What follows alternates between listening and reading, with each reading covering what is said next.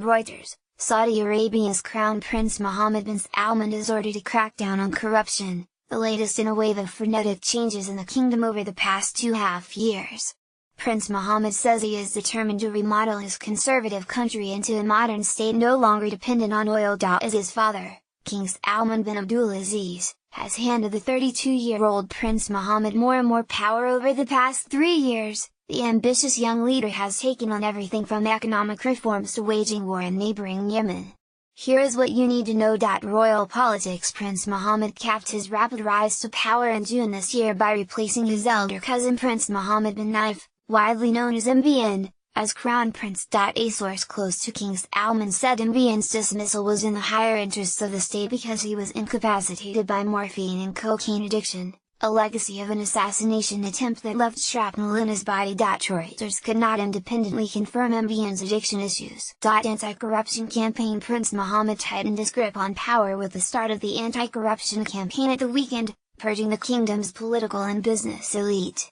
Among those arrested were 11 princes. Many Saudis welcomed the moves as an assault on the endemic theft of public funds by the powerful.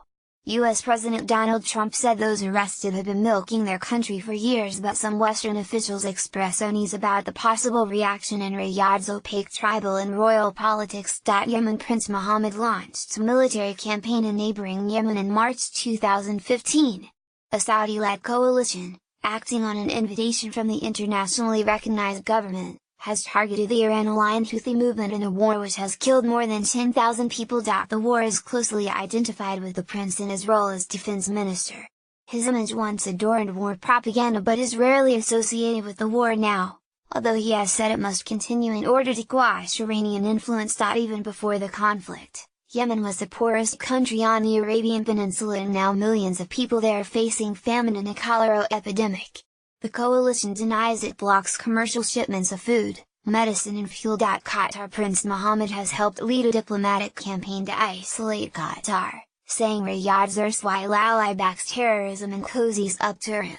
Qatar rejects the accusations and says it is being punished for straying from its neighbors' backing for authoritarian rulers. The campaign has divided Gulf Arab countries, who Washington regards as essential to its influence in the region.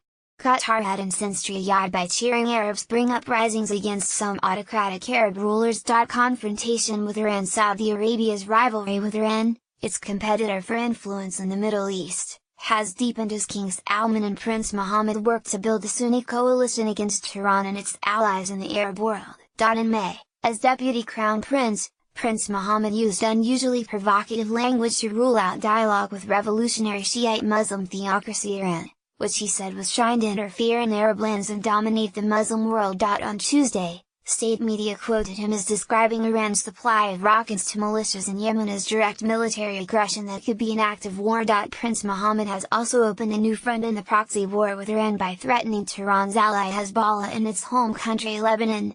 The resignation on Saturday of the Saudi-allied Lebanese Prime Minister, Saad al-Hariri, announced from Riyadh, was widely seen as the first act on this new front. The Crown Prince has also sought the help of Shiite leaders in Iraq to try to reverse Iran's dominant role there and shore up security on the kingdom's northern border, and has tried to improve ties with the United States under Trump, who shares his and King Salman's antipathy to Iran's government. Saudi Aramco's planned sale of about 5% of national oil company Saudi Aramco, IPO Armo SE, next year is the centerpiece of Vision 2030. Prince Mohammed's blueprint to move the economy away from what he called its addiction to oil toward the private sector. The IPO is expected to raise as much as $100 billion, but investors wonder whether Aramco can be valued anywhere close to the $2 trillion figure announced by the Crown Prince, and there has been market speculation that the IPO could be delayed beyond 2018 or shelved. He recently stated it would happen next year. Many Saudis have misgivings about the sale, with some fearing Riyadh is selling cheaply at a time of low oil prices. Economic Reforms Vision 2030 has begun to reduce a big state budget deficit with austerity measures but has not yet created major new sources of non-oil growth or jobs. The phased removal of subsidies on fuel, water and electricity has started, but some